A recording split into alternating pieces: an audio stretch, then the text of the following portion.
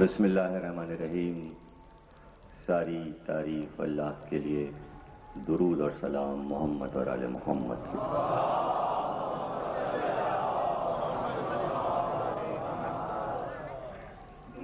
1420 ہجری کے محرم کا آغاز، سال کا پہلا دن، عشرہ شاہ نجف میں ہو رہا ہے اور آپ پہلی تقریر سماعت فرما رہے ہیں۔ جعفری صاحب نے اپنے تمام سیاسی اور عزائی بصیرت کے ساتھ آپ کے سامنے اپنے موقف کو بیان کیا۔ ان کی ذات ہم سب کے لیے ایک نعمت ہے اور پاکستان کی تعریف کے ساتھ ساتھ ان کی حیات کی بھی تعریف ہے۔ اللہ ہمیں حیات رکھے اور ایسی بصیرت رکھنے والے لوگ ہمارے پاس کم ہیں کہ جو قومی مسائل کو سمجھتے ہیں اور اس پر بولتے ہیں، اور اس امام بارگاہ کی وہ سرپرستی بھی کر رہے ہیں، اور پھر یہاں کے تمام ٹرسٹی حضرات، آغا صاحب، ظفر، حسن کاظمی صاحب، جمشید زیدی صاحب، ان سب کی محبتیں اور بے پناہ خلوص کہ گزشتہ سال بھی ہم نے یہاں 10 روز آپ کے سامنے علم زندگی ہے کے عنوان پر تقریریں کی تھیں۔ اس مرتبہ اس مرکزی امام بارگاہ میں کہ جو کہ پاکستان کا قیام پاکستان کے بعد سب سے پہلا امام باڑہ ہے اور سب سے قدیم امام باڑہ ہے، اور چونکہ امام بارگاہ کا نام ہی شاہ نجف ہے اور اس وقت آپ شاہ نجف کے مہمان بنے بیٹھے ہوئے ہیں، فخر ہے آپ کے لیے کہ آپ روضہ نجف کے سائے میں سامنے امیر المومنین کا روضہ ہو، نام امام بارگاہ کا شاہ نجف ہو، انجمن کا نام سفینۃ المومنین ہو، مومنین کا سفینہ علی ہیں، تو چاروں طرف علی علی ہے، اس لیے عنوان یہاں کے عشرے کا ہے دم ہما دم علی علی۔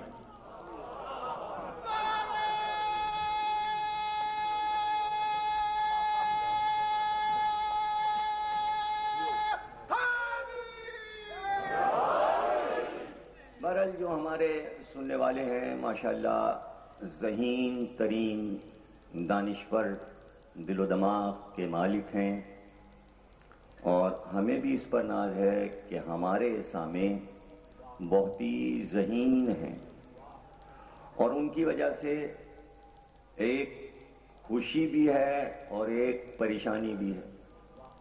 خوشی تو یہ ہے کہ بڑے اچھے دماغ ذہانتوں والے ہمیں ملے ہیں، لیکن ایک پریشانی یہ ہے کہ چہاردہ معصومین سے ملیر تک 4 تقریریں روز کرنا ہے، اور کل کی تقریر عالیہ کی ملا کر یہ 4تھی تقریر میں کر رہا ہوں، جبکہ ابھی پہلی محرم ہے، اور ابھی جب 5ویں تقریر انشاءاللہ ملیر پہنچ کر کروں گا تو آج ہی آدھا عشرہ ہو جائے گا۔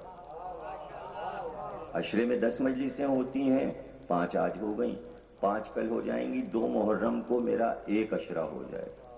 یوں 9 محرم تک 40 تقریریں آپ کے شہر میں کرنا ہے۔ کم از کم کچھ فیصد لوگ تو چاروں مجلسوں میں ہیں موجود، تو اگر ایک جملہ بھی کسی ایک جگہ کا کہیں ریپیٹ ہو جائے تو پکڑ لیجئے گا ہمیں۔ اب اگر اتنا بھی ناز اپنے مولا پر نہ ہو تو پھر علم کیا ہے؟ علم کیا ہے؟ اور جب باب مدینۃ العلم کے سائے میں ہم بھی بیٹھے ہوں اور آپ بھی، تو ادھر سے علم اور ادھر سے علم. اور یاد رکھیے جب شعائیں ٹکراتی ہیں تو نور کے جھماکے ہوتے ہیں. بس دیکھنا یہ ہے کہ عالم کون ہے، ہم بڑے عالم ہیں یا آپ لوگ بڑے عالم ہیں. اس لیے کہ سننے کا سلیقہ ہم دیکھتے ہیں، خطابت کے انداز آپ دیکھتے ہیں. اور مجلس نام ہے ایک دوسرے کے امتحان کا. ہمارا کوئی ذہین سامع، میرا خیال یہ ہے کہ اس نے یہ نہیں سوچا ہوگا کہ یہ عنوان کیسا ہے، کیا ایام ازاں میں علی علی ہوگا. یہ ٹکڑا شمس تبریز کی منقبت کا ہے. سوئے نجف روم شمم دم ہما دم علی علی، صوفی بس صفا منم دم ہما دم علی علی. تو ایک محبت علی میں سرشار ایک شاعر کا کلیات جو کئی ہزار صفحے کا ہے، علی کی مدح سے بھرا ہوا ہے، اور آج تک ان کا یہ نعرہ گونج رہا ہے، دم ہما دم علی علی. میری ایک ایک سانس میں علی علی ہے، میری ایک ایک سانس میں علی علی. یہ نہیں کہا میری زبان پر علی علی ہے. بھئی زبان پر علی علی جب آئے گا جب زبان ہلے گی. سانس تو کبھی رکتی ہی نہیں ہے، سانس آئی اور علی علی.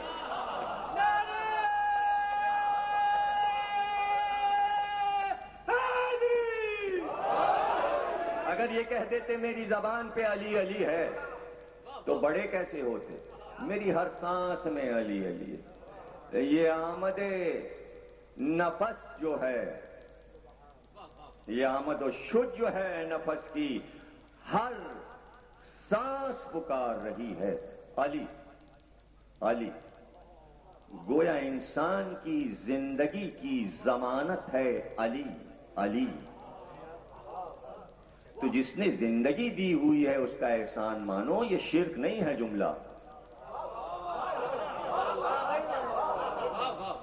تو بھئی زندگی صرف یہی نہیں ہے کہ سانس آئے، زندگی یہ بھی ہے کہ جیو تو علم کے ساتھ جیو. اگر جہل کے ساتھ جی رہے ہو تو قرآن کہہ رہا ہے مردہ ہو. اور جب علی علی کہا تو پتہ چلا علم کے ساتھ جی رہا، علم کے ساتھ جی رہا ہے. اور کسی کو یہ خیال نہ ہو کہ 10 دن صرف زانو پہ ہاتھ مار مار کر ہم علی علی کروائیں گے. آپ عنوان کی تشریح سن کر رونے لگیں گے. ہم 9 دن یہ پڑھیں گے کتنوں کی زبانیں کٹیں علی علی کہنے پر، کس کے سر کاٹے گئے علی علی کہنے پر، کس کو سولی پہ چڑھایا گیا علی علی کہنے پر. اور سلسلہ اگر بند ہو جاتا تو آج یہ عنوان نہ ہوتا. جزاک اللہ. سمجھ گئے ہم کیا کہنا چاہتے ہیں.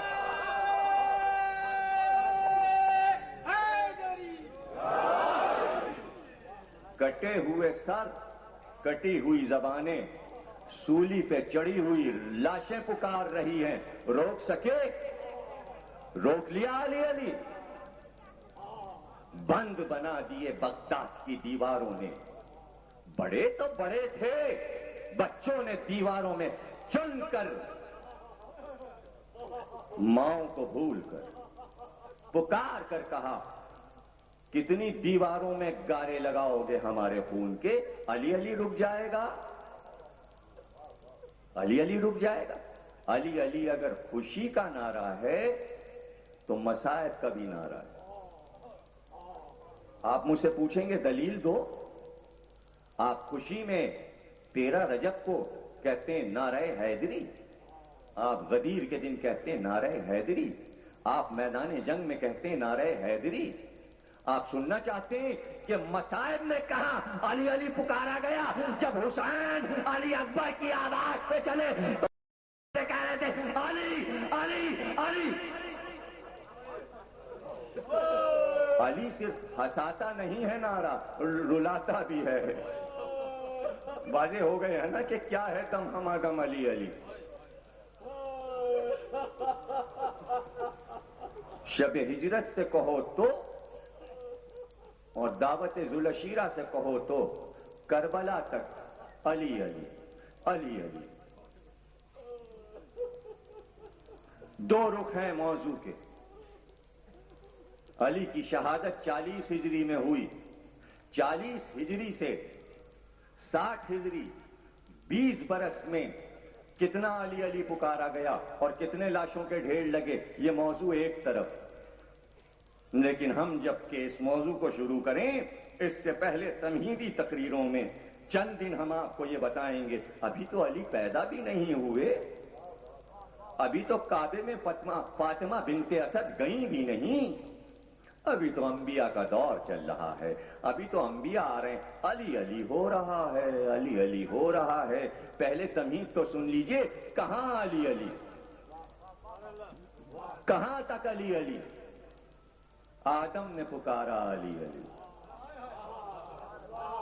آدم نے پکارا علی علی، روتے میں پکارا، آنسو رواں تھے اور جبریل امی نے کہا بارگاہ الہی میں آپ کی دعا جب پہنچے گی پکاریں علی علی.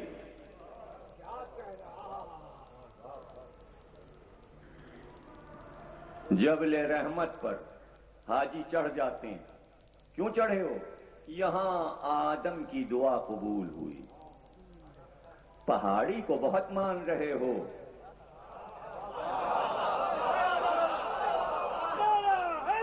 ارے دعا قبول ہونے کا وسیلہ پہاڑی نہیں تھی.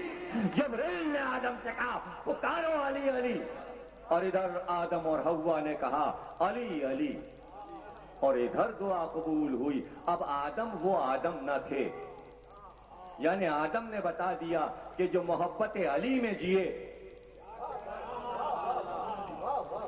جو علی کی محبت میں زندگی گزارے. اب آدم کو سب کچھ مل گیا. جب کہا علی علی تو اولاد بھی ملی.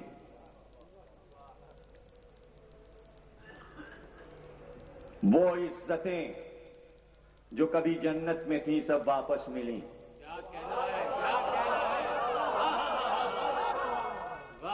وہ سب کچھ واپس مل گیا. تو پھر کیا اولاد کو وصیت نہیں کریں گے؟ دیکھیے ہماری کوئی بھی تقریر اور کوئی بھی جملہ بغیر حوالے کے نہیں ہوتا. آپ کہیں گے کون سی کتابوں میں لکھا ہوا ہے آدم نے علی علی کہا، انبیاء نے علی علی کہا؟ ہم آپ کو صفحہ نمبر اور کتاب اور یہ اور وہ تھوڑی سنائیں گے. ہم تو بعض ایسی دلیلیں دے دیتے ہیں کہ کوئی آپ کا سامنے والا کتاب اور صفحہ پوچھے آپ وہ دلیل دے دیجئے، کہ اس کو کاٹ دیجئے، اس دلیل کو کاٹ دیجئے. بھائی 120 برس کی عمر ہو چکی تھی ابراہیم کی اور جناب سارا 90 برس کی. اولاد نہیں ہوئی. جب ہاجرہ سے شادی کی تو پہلی اولاد ہوئی. چونکہ اسماعیل پہلی اولاد ہیں، ہاجرہ سے پیدا ہوئے. نام رکھا عبرانی زبان کی لغت پر جسے عبور ہو وہ مجھ سے بات کرے. عبرانی زبان میں علی کا نام ہے ایلی، ایلی کا مخفف ہے ایل ایل ایل، الف یہ لام ایل. تو اتنا مشہور تھا یہ نام ایل ایلی علی کہ ہر مشہور چیز کا نام علی پہ رکھا جاتا تھا. دنیا کا پہلا شہر جب بسایا گیا روئے زمین پر اس شہر کا نام ہے بابل. باب مانے دروازہ، ایل مانے علی. علی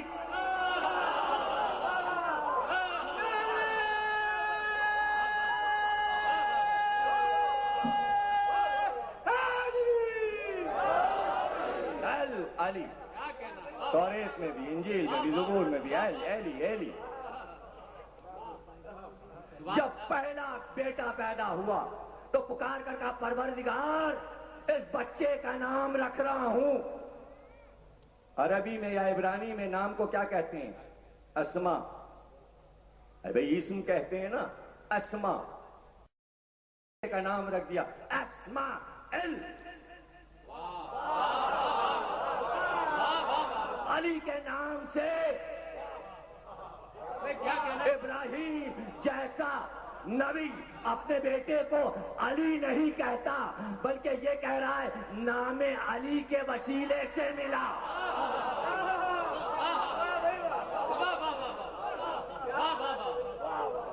اب قربانی، حج، صفا اور مروہ، سعی، سب تمہیں مبارک.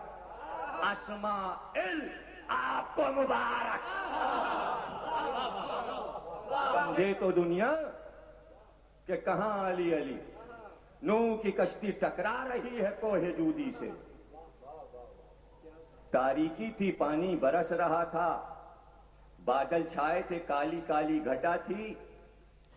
گنگور گھٹا میں اندھیرا آج بھی چھا جاتا ہے. سیاہ بدلی میں اندھیرا تھا، ہاتھ کو ہاتھ نہ سجائی دیتا تھا. اس اندھیرے میں کوہ جودی سے کشتی ٹکرانے والی تھی.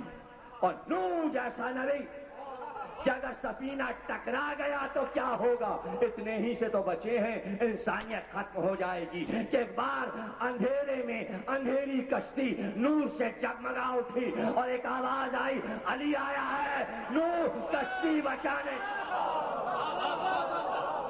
تو کیا کشتی نوح پہ علی علی نہیں ہوا؟ آدم نے بھی کہا دم ہم آدم علی علی، نوح نے بھی کہا دم ہم آدم علی علی، ابراہیم نے بھی کہا دم ہم آدم علی علی. تو یہ بھی بتانا تھا اگر قید مل جائے، مصیبتیں آ جائیں تو کیا نہیں ہوگا علی علی؟ نہیں ہوگا علی علی. سب سے بڑی مصیبت جو یوسف پر آئی، سب سے بڑی مصیبت، بہت مصیبتیں یوسف پر آئیں، لیکن سب سے بڑی مصیبت وہ ہے جسے خود حضرت یوسف کہہ رہے ہیں اور اللہ کہہ رہا ہے قرآن میں کہ بڑی مصیبت وہ تھی جب زلیخا نے، ہائے ہائے کسی نبی کے لیے، کسی متقی کے لیے بڑی مصیبت کیا ہے؟ وہ تلواروں سے ڈرتا نہیں، وہ اقتدار سے ڈرتا نہیں، وہ ظلم سے ڈرتا نہیں. اس کے لیے سب سے نازک منزل یہ ہے کہ جہاں، اب میں کیسے احتیاط برتوں یہاں پر، لیکن قرآن نے تو کھل کے بات کی ہے. لیکن ہم کیا کریں، مجلس کے آداب الگ ہیں.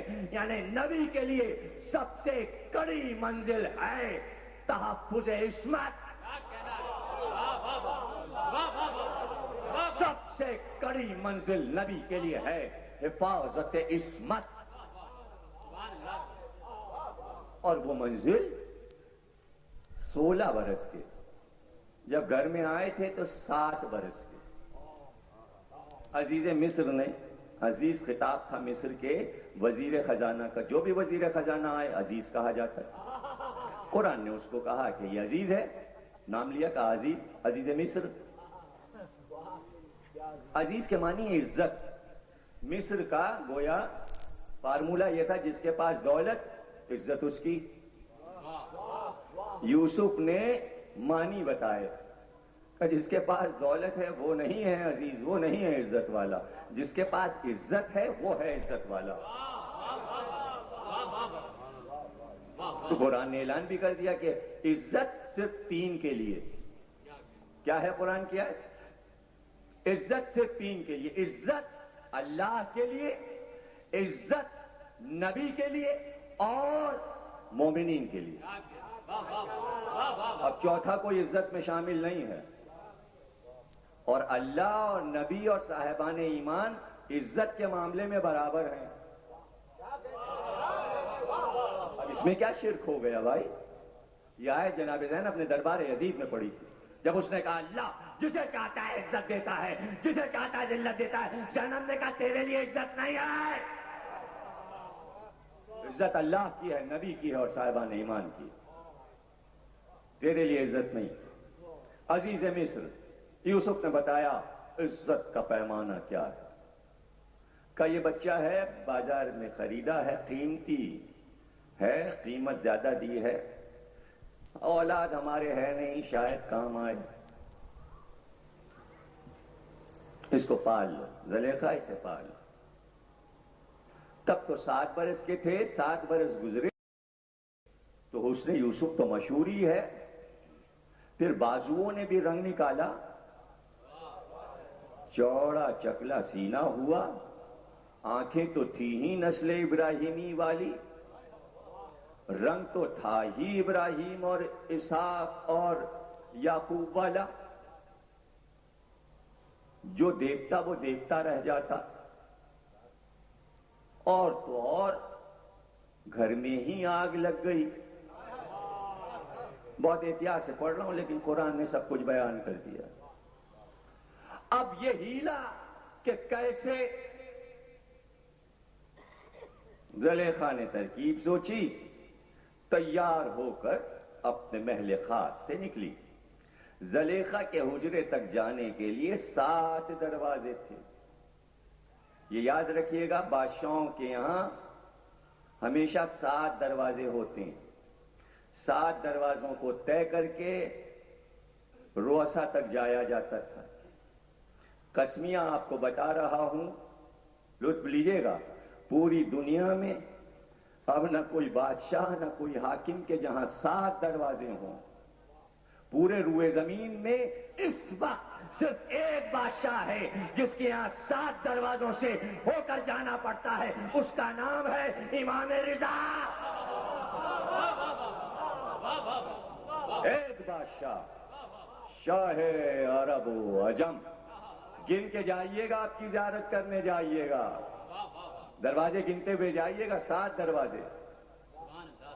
یہ تھی بادشاہوں کی شان۔ تیار ہو کر نکلی، زیورات سے مرصع، خلعت شاہی پہن کر۔ سامنے سے آئے یوسف۔ کہا یوسف میں تیار تو ہو گئی، مجھے جانا ہے، مصر کے امیروں کی عورتیں جمع ہیں، وہاں دعوت ہے، لیکن میں بھول گئی، پچلڑی میری رہ گئی، وہ ذرا جا کر تم اٹھا کر لے آؤ تاکہ میں گلے میں پچلڑی پہن لوں۔ یوسف چلے۔ بھائی جس محبت اور توجہ سے آپ سن رہے ہیں، منزل تک آنے کے لیے ہوشیار رہیے گا، موضوع بھی یاد رہے۔ یوسف چلے، وفادار تھے، غلام کہے جاتے تھے۔ مالکن نے کہا تھا دوڑتے ہوئے چلے، خوابگاہ میں پہنچے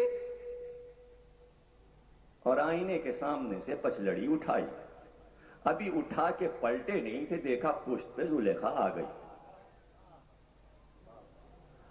چلی پیچھے پیچھے، لیکن کیسے چلی؟ پہلے دروازے پہ تالا لگایا، دوسرے پہ تالا لگایا، تیسرے پہ تالا لگایا، چوتھا، پانچواں، چھٹا، ساتواں، تالے لگاتی چلی اور چابی چھپاتی چلی، کنجی چھپاتی چلی، اور اب آخری حجرہ تھا۔ جیسے ہی یوسف پلٹے پچلڑی لے کر، زلیخا نے، اب میں بیان نہیں کروں گا، کہا یوسف آؤ۔ بیان نہیں کر سکتا، حالانکہ قرآن میں سب ہے، پڑھیے، یوسف آؤ۔ یہاں پہ ایک آیت رکھی اللہ نے چھوٹی سی، کہا وہ وقت تھا، یعنی اللہ اگر اعلان کرے تو بڑا قیامت وقت ہے۔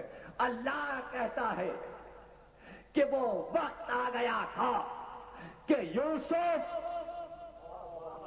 کا کوئی سہارا نہیں تھا۔ میں احتیاط سے الفاظ استعمال کر رہا ہوں، کوئی سہارا نہیں تھا۔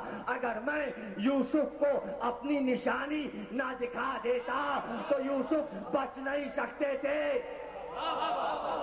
وہ منزل تھی کہ ایک بار یوسف کی نظر اٹھی اور اب جو سامنے دیکھا، علی کہہ رہے تھے یوسف میں موجود ہوں۔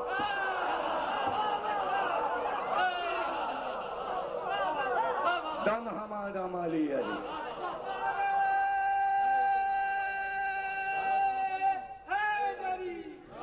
ہم اپنی نشانی نہ دکھا دے۔ اللہ کی نشانی کون ہے؟ جب اس کو بتانا ہوتا ہے عظیم وقت تو وہ کہتا ہے میری نشانی۔ یہاں کہا اور وہاں کہا کہ جب پردہ ہلا شب معراج تو ہم سے کیا پوچھتے ہو کہ ہمارے حبیب نے کیا دیکھا؟ بس جو دیکھا سو دیکھا، ہماری نشانی کو دیکھا، ہماری نشانی کو دیکھا۔ یہاں یوسف نے نشانی کو دیکھا، اب دیکھیے بھائی جملے کی قدر کیجئے گا. چونکہ آنے والا اللہ کی نشانی تھا. اب یوسف بھاگے, زلیخا پیچھے دوڑی, لیکن پہلے دروازے پر تالا قفل. اب کیا ہو؟ یوسف جیسا ہی دروازے کے قریب پہنچے, تالا ٹوٹا, دروازہ کھلا. یوسف چلتے گئے, دروازے کھلتے گئے, تالے ٹوٹتے گئے. نشانی آ گئی تھی کہ جس کے آنے سے اور گھر کا نہیں, اللہ کے گھر میں دروازہ ٹوٹا.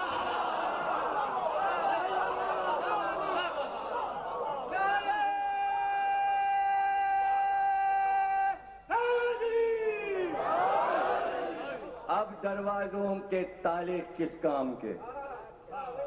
یوسف چلتے گئے. جملہ پھر دوسرا لے لیجئے کہ وہ اللہ کے گھر میں دروازہ بنا. یوسف نے کسی نشانی کی طاقت سے تالے توڑ کر دروازے کھولے. آنے والا وہ ہے کہ جہاں 80 آدمی مل کر دروازہ کھولتے ہیں اور بند کرتے ہیں, وہ دروازہ اس کے ایک ہاتھ کا کھیل ہے. ارے علم کے شہر کے دروازے کے آگے کمزور چولوں کے دروازے کیا ہیں؟ وہ تو باب مدینۃ العلم ہے, وہ تو شہر علم کا دروازہ. یوسف نے نشانی دیکھی. اب یوسف کو کتنا اطمینان ہے. آخری دروازہ جو آیا تو زلیخا یوسف کو پا ہی گئی. دوڑ کے دامن پہ ہاتھ ڈال. وہ بھاگ رہے تھے, یہ تعاقب کر رہی تھی. دامن ہاتھ میں آیا, یوسف نے جھٹکا دیا, دامن پھٹا. دامن اس کے پاس, یوسف آگے. شاہراہ سے آگے کی جو راہداری تھی محل کی, اس میں پہنچ گئے. اتنی دیر میں عزیز مصر آ گیا. منظر عجیب تھا. ادھر کا منظر میں اشارے سے بتا چکا. شوہر نے زوجہ کو دیکھا, یوسف پہ نظر گئی, دامن تھا پیچھے کا. تو ادھر تو عزیز مصر نے کچھ دیکھا ہی نہیں, یوسف تو سامنے تھے. منظر ادھر کا دیکھا اور یوسف ٹھیک ٹھاک. کہ ہیلا کیا. اللہ نے کہا, عجیب لفظ رکھا ہے ہمارے سارے محدث دہلوی اور محمد شفیع صاحب اہل سنت والجماعت کے مفسرین نے, سب کا قرآن پڑھیے. یہاں ایک ہی لفظ رکھا ہے کہ زلیخا نے اپنا چلتر دکھایا. عجیب لفظ ہے جناب ترجمے میں, چلتر, عورت کا چلتر. ایک بار ڈاڑے مار کے رونے لگی اور عزیز مصر کا دیکھا کہ تمہارا غلام کتنا بے وفا ہے, کیا کیا حال میرا.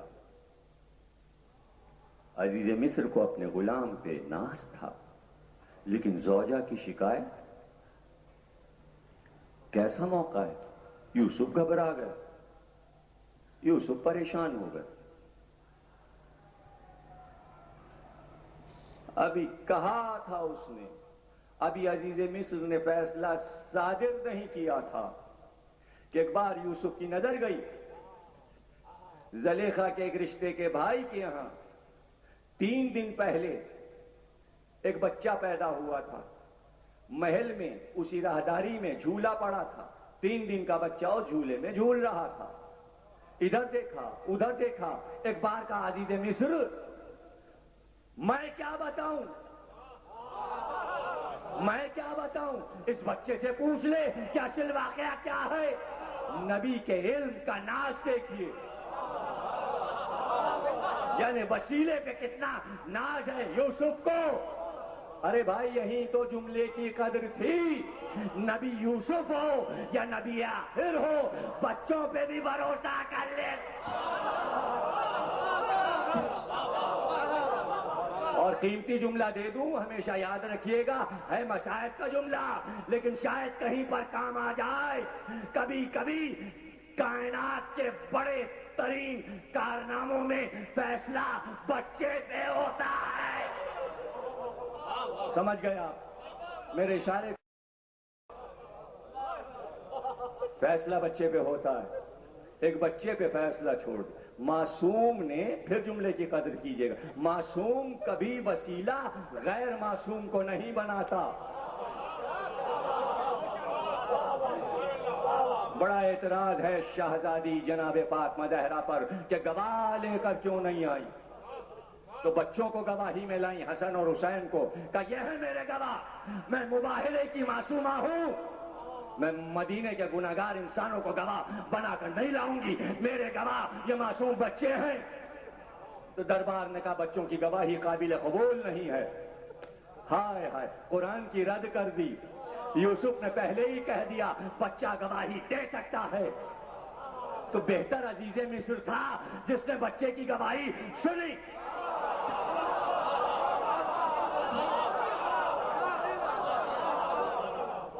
یعنی اسے یقین بھی آ گیا.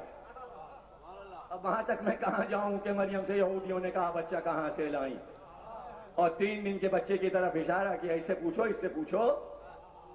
امت نے کہا، قوم نے کہا بچہ بھی کہیں بولتا ہے. مریم نے اشارے سے کہا پوچھو پوچھو، بولے گا.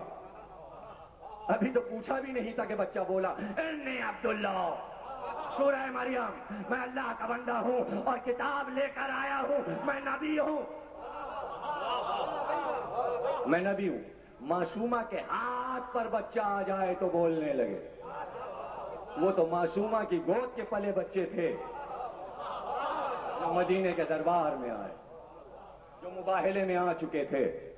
ابھی عزیز مصر نے پوچھا بھی نہیں کہ جھولے میں جھولتا ہوا بچہ بولا. اس نے آواز دی، عزیز مصر اگر دامن آگے سے پھٹا ہے تو یوسف خطا کار، اور اگر دامن پیچھے کا پھٹا ہوا ہے تو تیری زوجہ زلیخا خطا کار ہے. اب زلیخا کے ہاتھ میں دامن تھا. عزیز مصر سمجھ گیا. بھائی سمجھ تو گیا، مگر چلتر تو چلتر تھا.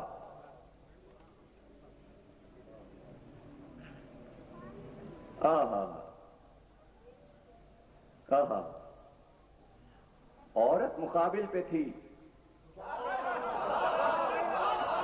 عورت نبوت سے ٹکرا رہی تھی، عورت عصمت سے ٹکرا رہی تھی، عورت ہدایت سے ٹکرا رہی تھی.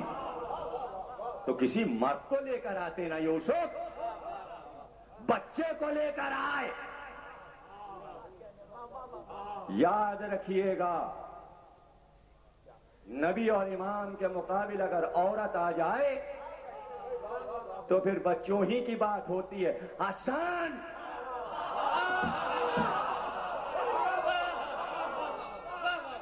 کچھ یاد آ گیا؟ بس آپ کے لیے یہی کافی، بہترین دماغوں کے لیے یہی کافی. حسن، ارے بھائی بچے ہی تو ہیں، نواسا نانی کے سامنے بچہ ہی، بہت احترام کے. یہ بچہ اور یہ عورت زلیخا. لیکن شکایت اس کی تھی کہ اس کو قید کرو، اس کو قید خانے میں ڈال دو. حداد کو بلاؤ، ہتکڑیاں بناؤ، بیڑیاں بناؤ، باندھ کے یوسف کو قید میں ڈال دو. فرمائش تھی زوجہ کی، کیا کرتا؟ تاکہ بات محلوں کی محل میں رہ جائے. اور نبی بھی چپ، بچہ بول دیا، عزیز مصر بھی چپ. مقابل میں کون ہے؟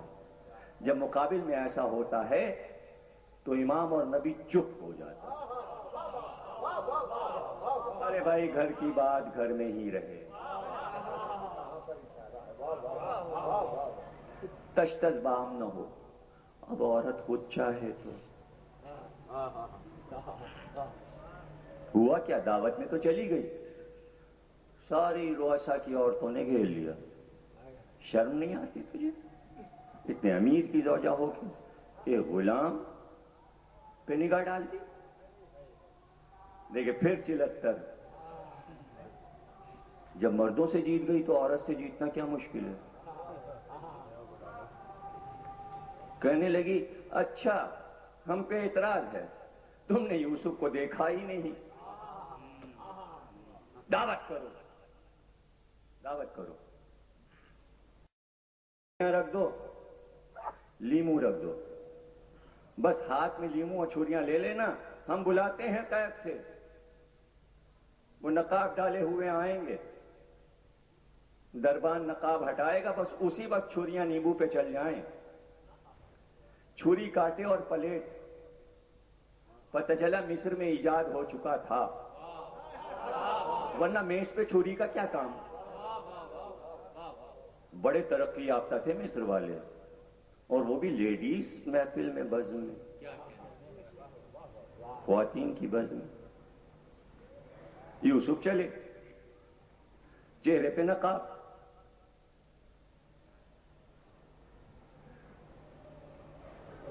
سب نے چھریاں اٹھائیں اور لیمو، زلیخا نے کہا کاٹو، ادھر چھری چلی ادھر نقاب ہٹی، سواری گزر گئی، جب یوسف گزر گئے کہا اب اپنے ہاتھوں کی طرف تو دیکھو، لیمو تو کٹا نہیں تھا، انگلیاں کٹ گئی تھیں، اتنی مہو ہو گئیں، اتنی محب ہو گئی حسن یوسف میں کہ انگلیاں کٹ گئیں اور تکلیف کا احساس نہیں ہوا۔ محبت اسی چیز کا نام ہے، ہاتھ کٹ جائے پتہ نہ چلے، حسن سامنے ہو اور گلا کٹ جائے پتہ نہ چلے۔ اب تو سمجھو علی علی کیا ہے، یہ تو قرآن بیان کر رہا ہے، گواہ ہے۔ سواری گزر گئی، انگلیاں کٹ گئی، زلیخا نے کہا دیکھا، آئے ہے۔ اس کے بعد کیا ہوا آپ کو معلوم ہے؟ مصر کی یہ جتنی عورتیں دعوت میں تھیں روز آنا قید خانے کے دروازے پہ، یوسف ہم بھی ہیں، یوسف ہم بھی ہیں۔ قرآن نے بیان کیا، بھیڑ لگ گئی۔ یوسف نے کیا کہا؟ یوسف نے کہا پروردگار قید خانے کا ایسا دروازہ بند کروا دے کہ نہ یہ ہمیں دیکھیں نہ ہم ان کو دیکھیں، بس ہم تیرا نام لیتے رہیں اور اسی گوشے تنہائی میں عمر گزار دیں۔ ہم عاجز ہیں، ان سے عاجز ہیں، ہم ان سے عاجز ہیں، ہم ان عورتوں سے عاجز ہیں۔ ایک نبی اگر یہ کلمہ کہے کہ ہم ان عورتوں سے عاجز ہیں تو تاریخ کبھی نہ کبھی اپنے آپ کو دہراتی ہے۔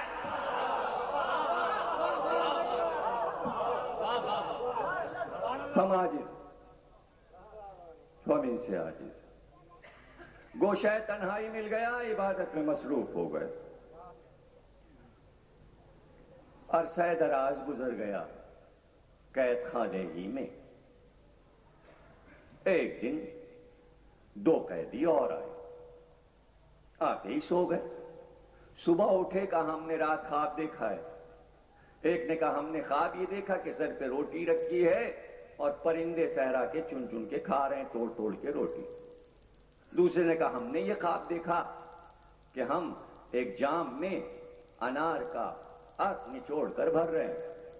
کہ تیرے خواب کی تعبیر یہ ہے کہ تجھے سولی دی جائے گی، تیری لاش کو درخت پہ لٹکا دیا جائے گا، پرندے تیرے دماغ کا گودا نکال نکال کر کھائیں گے، اور تیرے خواب کی تعبیر یہ ہے کہ تو آزاد ہو جائے گا اور بادشاہ کا ساقی بنے گا اور اپنے ہاتھ سے بادشاہ کو جام پیش کیا کرے گا، تو مقرب ہو جائے گا بادشاہ۔ جس کو کہا تھا سولی چڑھے گی اس نے کہا لگایا اور دونوں ہم آواز ہوئے کہ ہم تو ایسے ہی مذاق کر رہے تھے، ہم نے کوئی خواب آپ نہیں دیکھا۔ یوسف نے کہا اب تم نے خواب دیکھا ہو یا نہ دیکھا ہو، ہوگا وہی جو ہم نے کہہ دیا، اب ہوگا وہی۔ یہاں پہ اللہ نے آیت دی یوسف میرا صدیق نبی تھا۔ اب پتا چلا سورہ یوسف میں صدیق کے معنی یہ ہیں کہ جو سچ بولے یا تصدیق کرے اسے صدیق نہیں کہتے، صدیق اسے کہتے ہیں جو کہہ دے وہ ہو جائے، جو کہہ دے وہ ہو جائے۔ کہا تھا بچوں سے کہ کپڑے درزی لائے گا،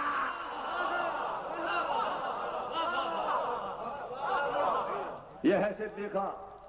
جنازہ آیا کہ نماز جنازہ پڑھا دیجئے یا علی۔ جنازہ سامنے رکھ گیا، صفیں بن گئی، نماز جنازہ پڑھانے جا رہے تھے، آواز دی اس مردے کی نماز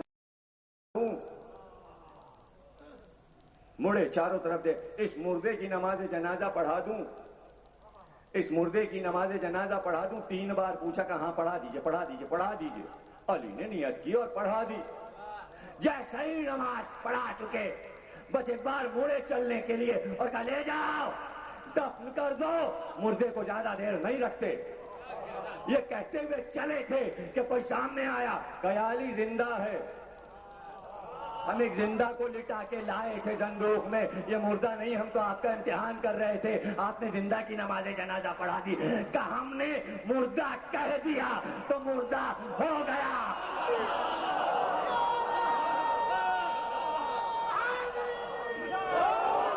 بھائی میرے جملے کی قدر کیجئے گا، علی جس کو مردہ کہہ دے وہ مردہ، اور جسے کہہ دے جو ہماری محبت میں مر جائے زندہ۔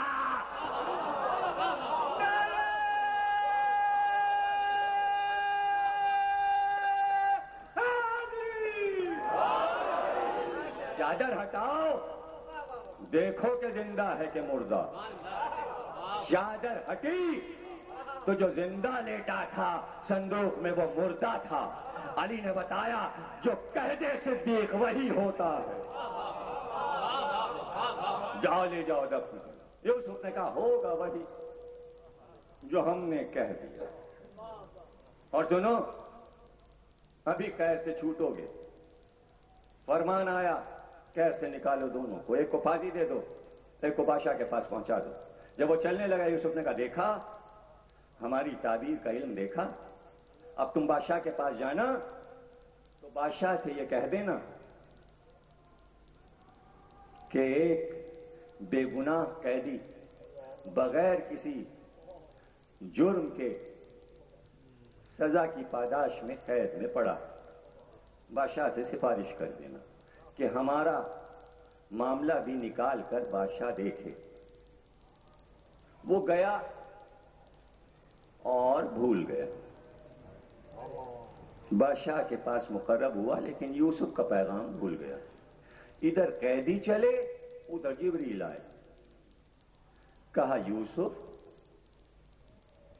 اللہ یہ کہہ رہا ہے کہ تم نے خود ہی تو قید مانگی تھی، تم نے خود ہی تو قید مانگی تھی، قید اللہ سے مانگی اور آزادی کسی اور سے؟ کیا اللہ سے اگر کہتے تو وہ قید سے نہ چھڑا دیتا؟ آنسو چلے، توجہ کیجئے گا، آنسو چلے، نبی تھے نا بھائی، آپ کوئی سوال تو کر نہیں سکتے، سمجھ گئے کیا ہوا؟ اللہ نے بتایا کہ جس کو ہم کہہ دیں کہ وسیلہ یہ ہے، تو اب یہ سوچے پوری قوم کہ کوئی کمشنر، کوئی منسٹر، کوئی آفیسر سفارش کر کے نوکری دلا دے گا۔ لو لگاؤ اس دروازے سے، اس سے بڑا وسیلہ نہیں۔ یہ بتانے کے لیے یہ مجلسیں ہیں کہ پکارو تو ان کو پکارو اور یہی دعویٰ کرو کہ میری ہر سانس میں علی علی ہے۔ ہم کسی بڑے سے بڑے آدمی کی سفارش نہیں چاہتے، سفارش ان کی ہے یہاں بھی وہاں بھی۔ اب یوسف دیکھیے ہو گئے چپ، 14 سال قید بڑھ گئی، رہو اب قید میں ہی رہو۔ اب یہ نہیں کہتے چھوڑا دے، رو رہے، آنسو آنسو آنسو، کوئی اور کام نہیں تھا؟ نمازیں پڑھو، سجدے کرو، کیا ان آنسوؤں سے آواز پہنچ جائے گی؟ پہنچ گئی، آنسو پسند آ گئے، 14 سال کے آنسو اللہ کو پسند آ گئے۔ تو 14 سال کے آنسو اسے پسند آ جائیں تو جبریل آئیں پوچھیں اب بتاؤ کیا خواہش ہے، اور جہاں 1400 سال کے آنسو ہوں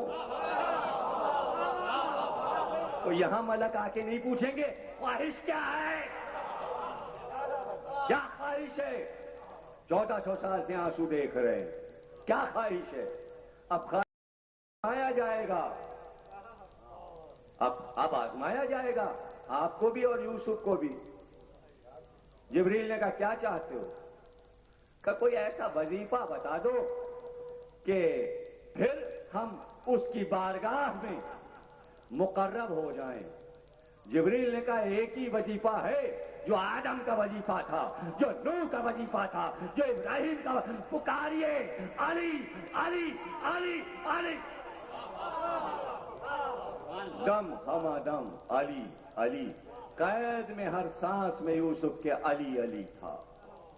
ادھر علی علی کہا، قید کے دروازے کھل گئے. علی علی کا نام قید خانے کے دروازے کھلوا دیتا. قید خانے کے دروازے، ارے قید خانے کے دروازے تو بہت چھوٹی چیز ہے، جنت کے دروازے کھلوا دیتا. کھول نہیں دیتا دروازے، کھلوا دیتا ہے. دوزخ سے جو آزاد کیا حور کو خدا نے، میرنیس، دوزخ سے جو آزاد کیا حور کو خدا نے، کھلوا دیے فردوس کے در عقدہ کشا نے.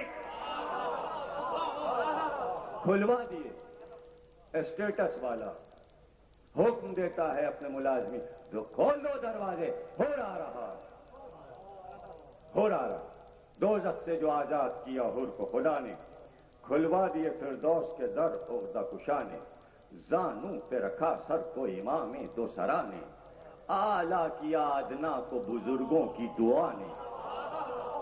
اعلیٰ کیا ادنا کو بزرگوں کی دعا نے. سب جس کے طلبگار تھے جنت میں وہ دور تھا. حوران جنا گرد تھی اور بیچ میں حور تھا. حوران جنا گرد تھی اور بیچ میں حور تھا. حج کو جا رہے تھے شاہزادے امام حسن اور امام حسین.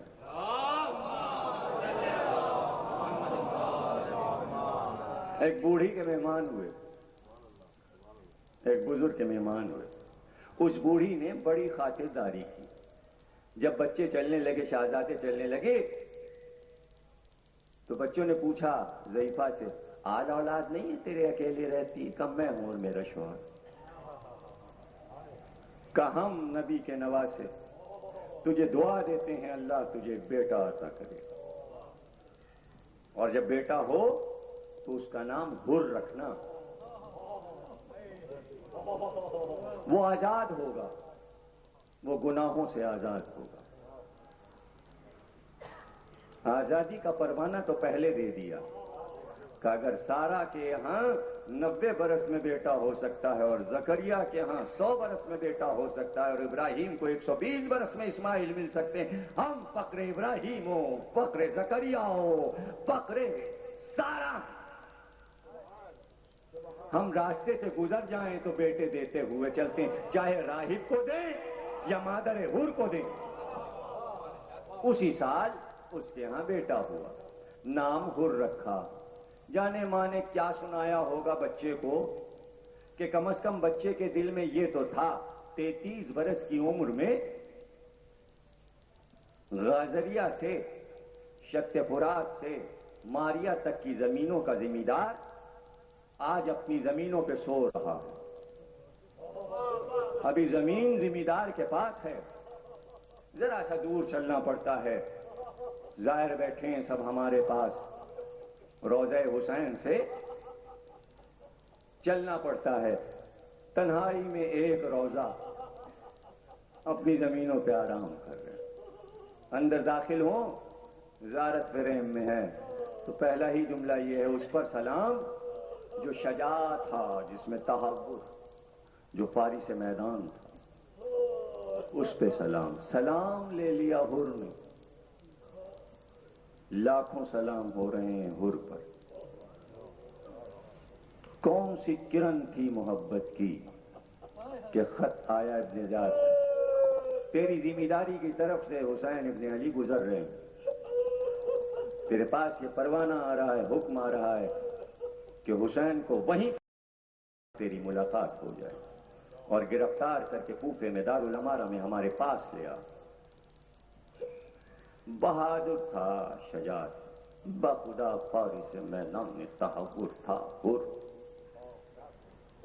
لاکھ 2 لاکھ جوانوں میں بہادر تھا، پر جو تاج سر عرش ہو وہ در تھا، پر نارے دوزخ سے ابو ذر کی طرح پر تھا، پر میرنیس بڑا بہادر تھا، بڑا شجاع تھا. 200 اپنے سپاہی لے کر نکل پڑا.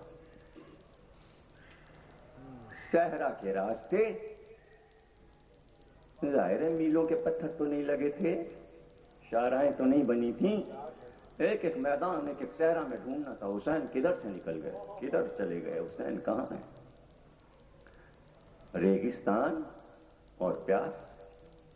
جتنا پانی لے کر چلا تھا، مسافت کا پتہ ہوتا تو اس حساب سے پانی لے کر چلتا.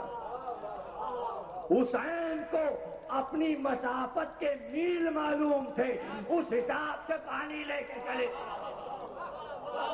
جزاک اللہ. میرے ایک ایک نقطے کو آپ فضائل اور مسائل کے جس طرح سمجھ رہے ہیں، یہ آپ کا حصہ ہے، یہ آپ کا حصہ. اور وہ منزل آ گئی. زہیر کا کچھ نظر آ رہا ہے، کھجور کے پیڑ ہیں،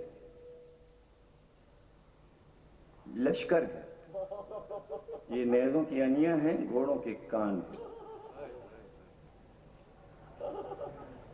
کیا شجاع کا بیٹا، شجاع. رکے رہو، دیکھو کیا چاہتے ہیں، آنے دو. 2 دن پہلے، کسی دن عرض کروں گا تفصیل سے، زہیر بن قین ابھی ابھی شامل ہوئے ہیں حسین کے ساتھ، الگ الگ چل رہے تھے، ابھی ابھی ساتھ ہوئے ہیں ایک منزل سے. کیا ابھی یہ منزل آ گئی؟ رسالہ قریب آیا تو زبان باہر، کچھ نہیں آتے ہی کہا، اپنا پروانہ گورنر کا حکم سب بھول گئے. الاتش الاتش، پیاس، ہائے اس صحرا کی گرمی نے ہمیں مار ڈالا. پانی ختم ہو گیا، فرزند رسول پانی ختم ہو گیا، ہم سب پیاسے ہیں. اللہ رے، اقتدار، حیبت اور شان حسین کی.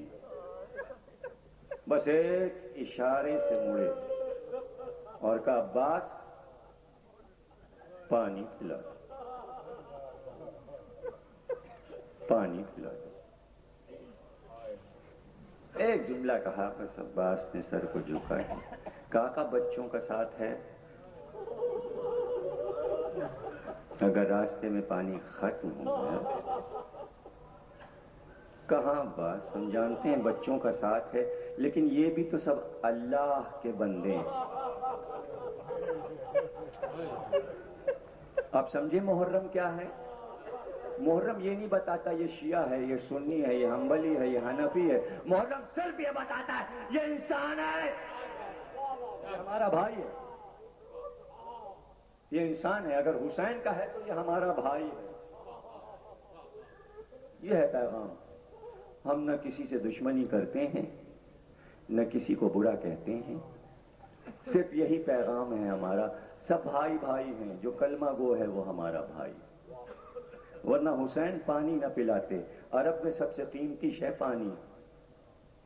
عباس یہ خدا کے بندے ہیں، خزانے لٹا دو. مشکوں کے دہانے کھلنے لگے. اب حسین کا حکم تھا تو کون غلام اور کون آقا. علی اکبر بھی پانی پلا رہے ہیں، قاسم بھی پانی پلا رہے ہیں، اور محمد بھی پانی پلا رہے ہیں، خود عباس مشک لیے.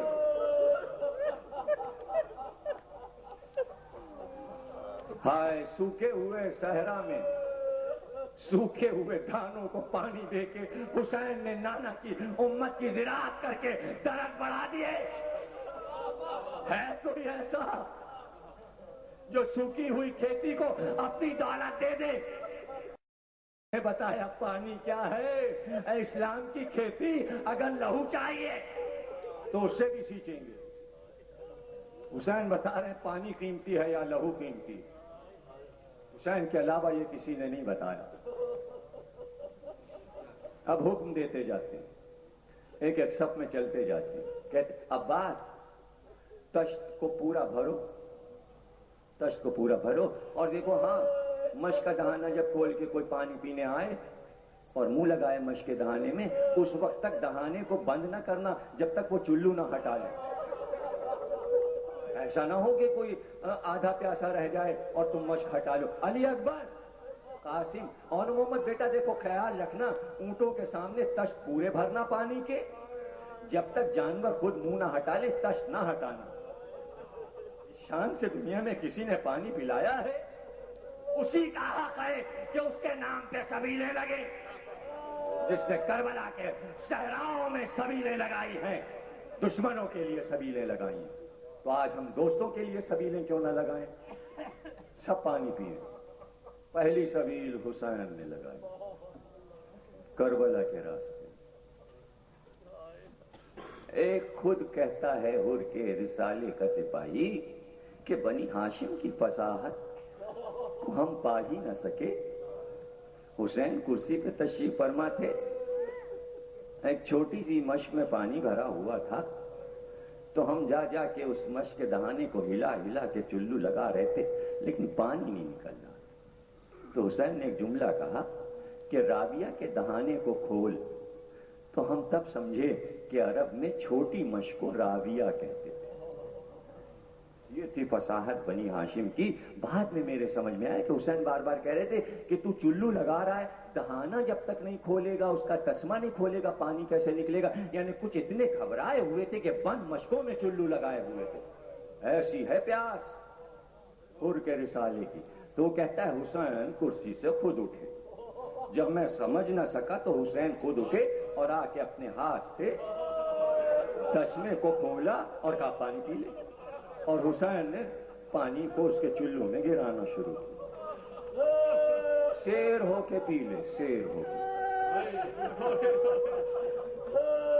پانی ملا, پیاس بجھی. ایسے میں اذان کا وقت آ گیا. حسین کے مؤذن نے اذان دی. صفیں بند رہی تھیں کہ حسین مڑے کا حر اپنی نماز پڑھے گا یا میرے ساتھ نماز پڑھے گا. حر نے کہا آقا نماز پڑھنے کا لطف تو آپ کے ساتھ, نماز ہم آپ کے پیچھے پڑھیں گے. طے ہو گیا کہ ایک حسین کی نماز تھی اور ایک شام اور کوفے والوں کی نماز تھی, اور لطف حسین کی نماز میں تھا اور حر وہی نماز پڑھنا چاہتا تھا. پورے رسالے نے حسین کے پیچھے نماز پڑھی. اور جب وہ وقت آیا کہ عباس خیموں کو بار کرو, سواریوں کو آگے بڑھاؤ, ہم آگے جائیں گے. کہ ایک بار بس اتنا ہوا کہ جب حسین بڑھے, پہلو میں ایک طرف عباس ایک طرف علی اکبر, سارے شہزادے ساتھ بڑھے تھے کہ حر نے اپنے گھوڑے کو حسین کے گھوڑے کے آگے, میں وہ جملہ کہا نہیں کرتا, ذاکرین کہہ دیتے ہیں کہ اس نے کیا کیا, میری ہمت نہیں پڑتی کہ میں یہ کہوں. وہ تاریخ میں تو ہوا کرے جہاں عباس موجود ہوں, جہاں جوان بیٹا موجود ہو. سوچئے گا کبھی کیا حر کی مجال تھی؟ سدے راہ یا تو آپ کوفے چلیں میرے ساتھ, کا مدینے واپس نہیں جانے دیں. کہا تو پھر یہ فیصلہ کر لیں کہ ایک تیسری راہ اختیار کرتے ہیں, نہ ہم کوفے جاتے ہیں نہ مدینے جاتے ہیں, اب ایک راہ پہ ہم چلتے ہیں تاکہ تیری شکایت بھی نہ ہو, تیری جاں بخشی بھی ہو جائے, حور کو تو نہیں معلوم تھا، حسین کو وہ راستہ معلوم تھا۔ پتہ چلا حور آگے نہیں چلا، اس راستے پہ حسین آگے چلے، حور پیچھے پیچھے چلا۔ حور نے تو پہلی بار وہ راستہ دیکھا ہوگا۔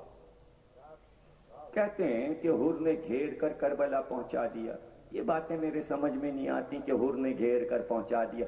ارے حسین نے تو خود کہا اس زمین کو میں پہچانتا ہوں، یہ زمین میرے لیے ہے، میں اس زمین کے لیے ہوں۔ ملک نے تو خود رکاب کو پکڑ کر کہا حسین وعدہ گاہ آ گئی۔ اور جب نبی وہ زمین دکھا چکے ہوں علی کو، زہرا کو، ام سلمہ کو، حسین کو، تو کوئی گھیر کے کیا لے جائے گا؟ وہ اپنی قتل گاہ خود پہچانتے ہیں۔ حور ساتھ ساتھ ہے، حور ساتھ ساتھ ہے۔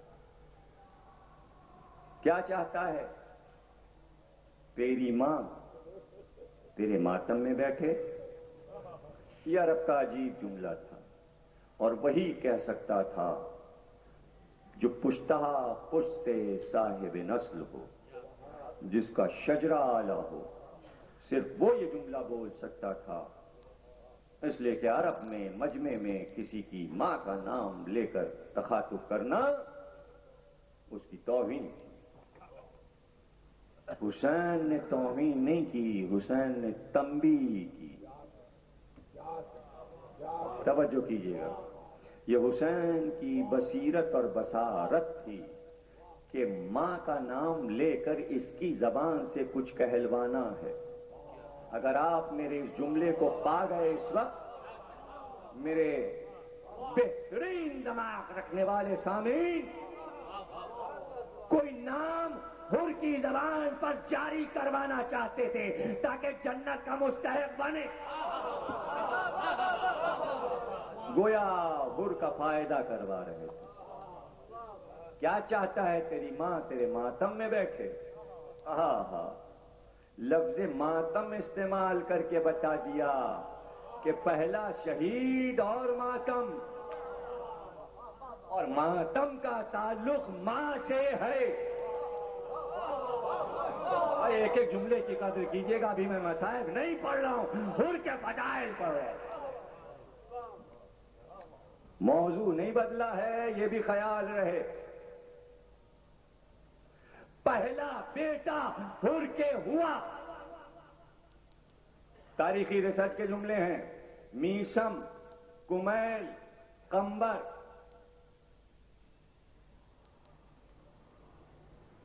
سب کا ذکر آئے گا۔ حور، یہ سب وہ ہیں جن کے ہاں پہلا بیٹا ہوا تو نام رکھا علی۔ علی بن حر، علی بن میسم تمار، علی بن کمیل، علی بن جابر انصاری، علی بن قمبر۔ دیکھا علی والے علی علی کیسے کرتے ہیں؟ بیٹا ساتھ ساتھ ہے علی۔ گویا باپ بیٹے کا نام زبان پر لے تو اس کی طاقت، تو گویا عبادت کے لیے یہ لوگ نام رکھتے تھے کہ جب پکاریں علی علی، نہیں سمجھے؟ بیٹے کا نام رکھ کے چاہتے تھے ہر سانس میں دم ہمادم علی علی، رکھو رکھو یہی نام تاکہ ہر وقت ہو دم ہمادم علی علی۔ اور سیرت میں لاجواب بیٹے نکلے۔ ہوتا یہی ہے، پہلوٹی کے بچوں کے محبت کرنے والے نام علی رکھتے ہیں، اور روایت وہاں سے چلی آ رہی، علی بن حر۔ تو اتنا تو محبت کرتا ہے کہ بیٹے کا نام علی رکھا ہے، لیکن معرفت کی آخری منزل ہے زہرا تک پہنچنا۔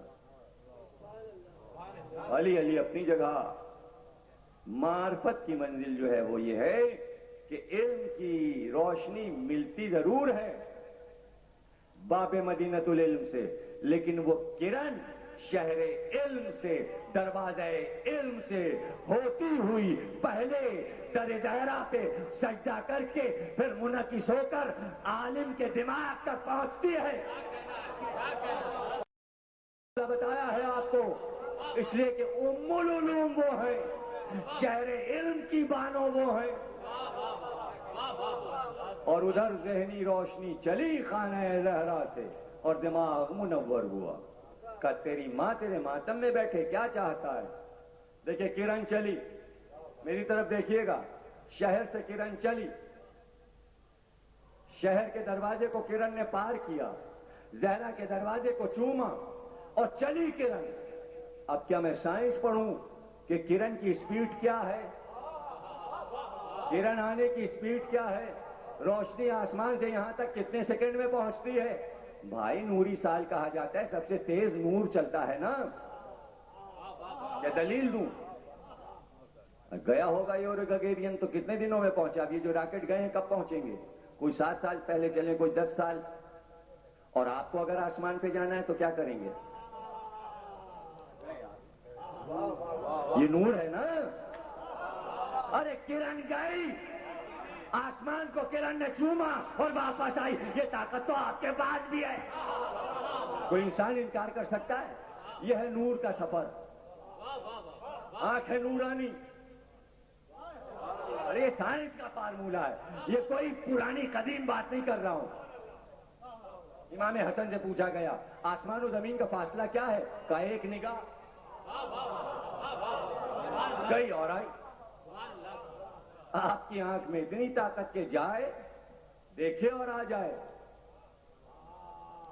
اور جو نور مجسم ہو وہ معراج میں جائے اور آ جائے۔ جب آپ کی نگاہ کو دیر نہیں لگتی تو اس کو کیسے دیر لگے گی؟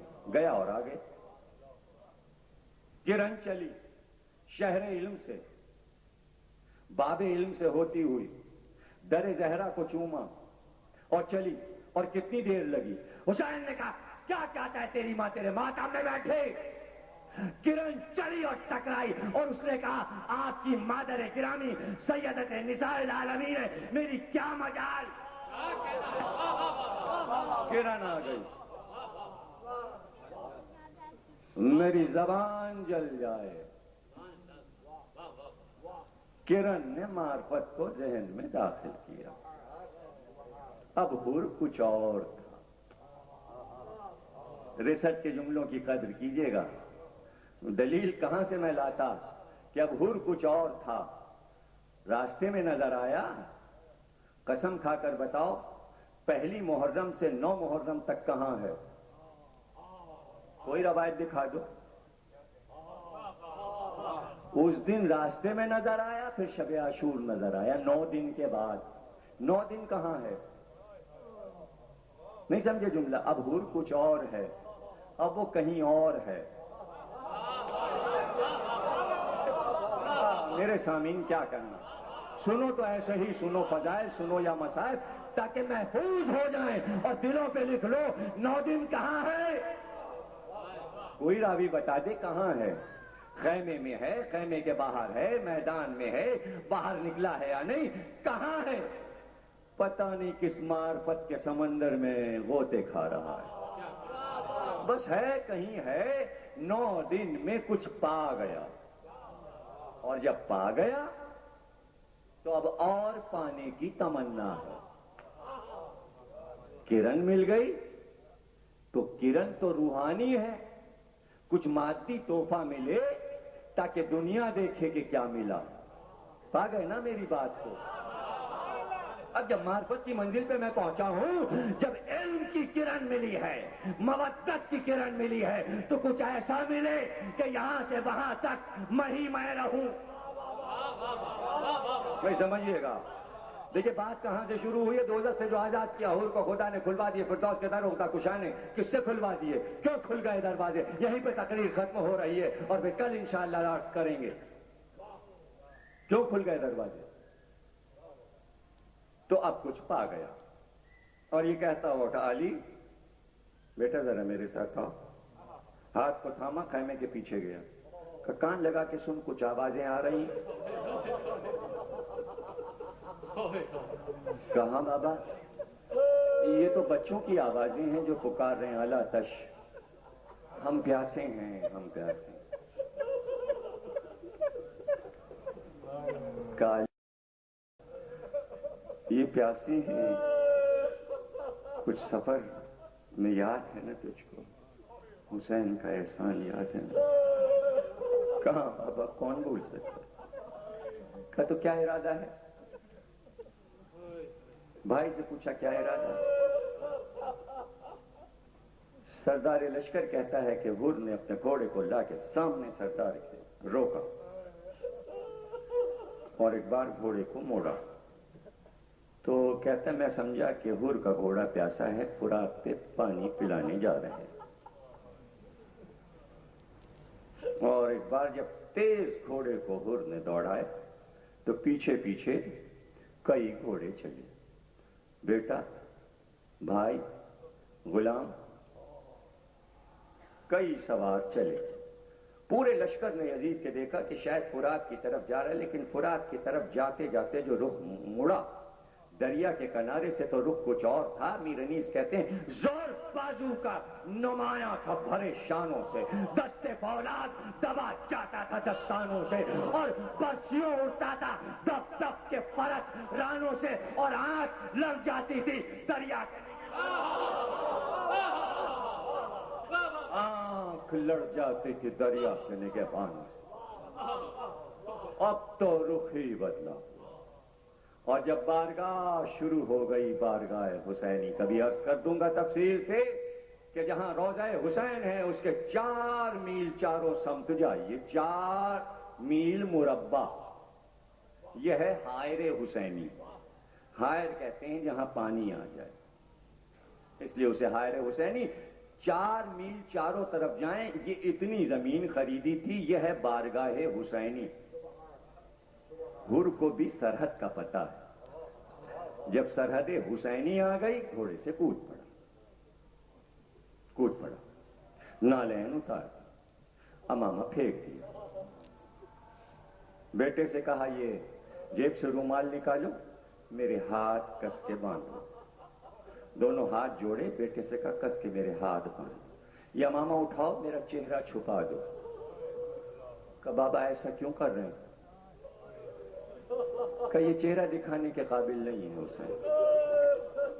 کہا ہاتھ کیوں باندھیں؟ کہا میں خطا کار ہوں حسین کا، میں بادشاہ کے دربار میں جا رہا ہوں تو خطا کار بن، میں ان کا خطا کار ہوں۔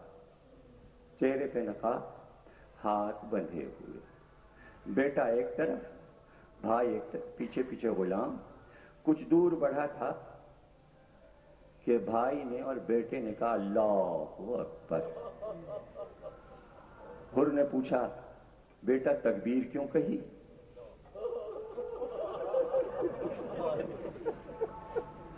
کہا قاسم و اکبر آ رہے ہیں آپ کو لینے۔ ادھر کا حال سنو گے؟ اکبر بڑھے، کہا بابا میں لینے جاؤں حر کو، اس کا بیٹا بھی تو ساتھ ہے۔ حسین نے کہا نہیں ہم جائیں گے، ہم اپنے مہمان کو لینے جائیں گے۔ علی اکبر نے کہا اس کا بیٹا بھی تو ساتھ ہے، بابا میں ساتھ چلوں؟ پھر بار عباس آگے بڑھے، کہا آقا اس کا غلام بھی تو ساتھ ہے، میں بھی چلوں؟ جزاک اللہ۔ آج پہلی محرم ہے اور آج آپ استقبال عزا کر رہے ہیں، خراج پیش کر دیجئے اس شہید کو جس کا نام زیارت میں امام زمانہ نے لے کر سلام کیا، اس کا غلام بھی تو ساتھ۔ بیٹے نے تکبیر کی، کہا آپ کیوں تکبیر کی؟ کہا عباس آ رہے ہیں۔ کچھ دور بڑھا تھا، پھر تکبیر کی، کہا اب حسین خود آ رہے ہیں۔ قریب آ گئے، قریب آ گئے، کہا حر یہ چہرہ کیوں چھپایا ہے؟ یہ ہاتھ کیوں باندھا ہے؟ گھٹنے ٹیک دیے زمین پر، قدموں پہ سر رکھ دیا، کہا میں آپ کا خطا کار ہوں۔ دونوں شانے پکڑ کے اٹھائے، سینے سے لپٹایا، کہا حر یہ ہاتھ کھولو، ہٹاؤ یہ امامہ چہرے سے ہٹاؤ۔ حر آج میرا اللہ تم سے خوش ہے، میرا نبی تم سے خوش، میرا نانا، میرا بابا، ارے حر میری ماں تجھ سے خوش ہے۔